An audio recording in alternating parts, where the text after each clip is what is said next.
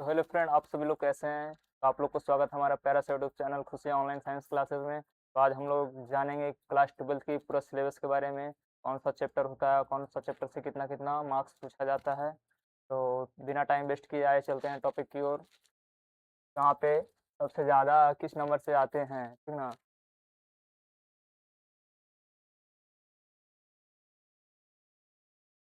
तो आइए चलते हैं हम लोग टॉपिक की ओर। यहाँ पे क्लास 12th मैथ सिलेबस के बारे में पहले जानकारी लेते हैं कि कौन कौन सा चैप्टर होता है। उसके बाद हम लोग जानेंगे कौन सा चैप्टर मार्क्स पूछ, ठीक ना। तो इसमें होता है, दो भाग होता है। सबसे पहले यहाँ पे देखिए होता है भाग वन, जो हमारा है इसमें दो किताब होता है, ठीक ना। इसमें भाग वन में हमारा होता है सबसे पहला संबंध एवं फलन होता है। उसके बाद दूसरा में हमारा होता है प्रतिलोम एवं त्रिकोणमितीय फलन होता है, ठीक ना। उसके बाद तीसरा में होता है मैट्रिक्स होता है।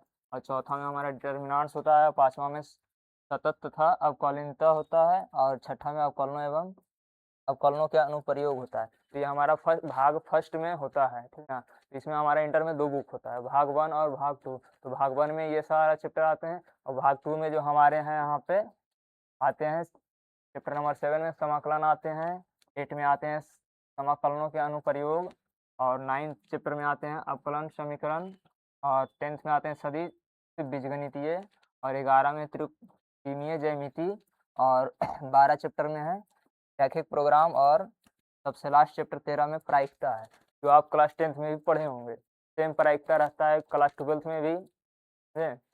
और ये सब हमारे चैप्टर हैं, ये सब हम पढ़ेंगे क्लास 12th में। तो आइए जानते हैं आगे कि कौन कौन सा चैप्टर से कितना कितना मार्क्स तक पूछेगा अप्रॉक्स।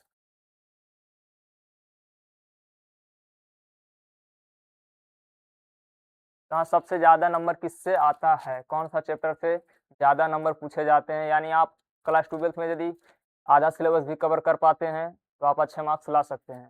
तो आइए चलते हैं कौन कौन सा चैप्टर से पूछते हैं, कुछ बिहार बोर्ड पूछता है, उस जानकारी लेते हैं, ठीक ना। तो सबसे इजी स्कोरिंग वाला चैप्टर हमारा कौन कौन सा है, देखिए यहाँ पे फर्स्ट में है मैट्रिक्स रखा गया, बहुत ईजी है, बहुत ईजी है।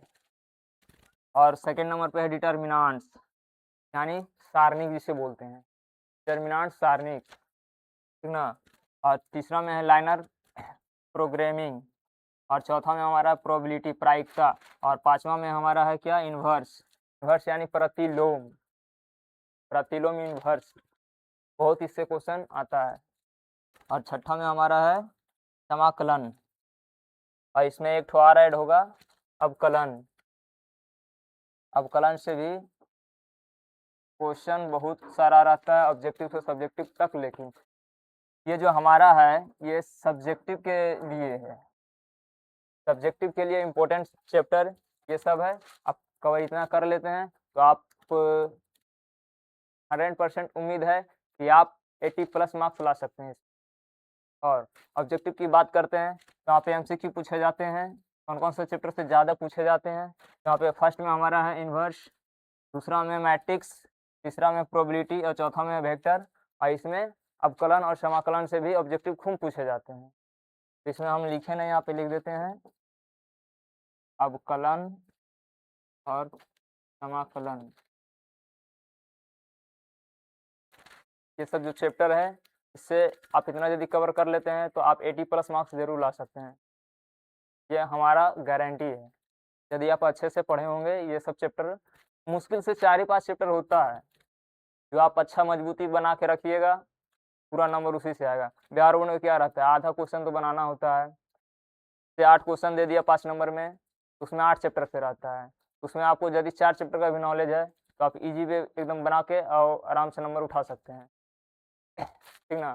तो इसी तरह का इंफॉर्मेटिव वीडियो देखने के लिए हमारे चैनल को सब्सक्राइब करें, और वीडियो को लाइक शेयर एंड सब्सक्राइब जरूर करें। थैंक यू, धन्यवाद।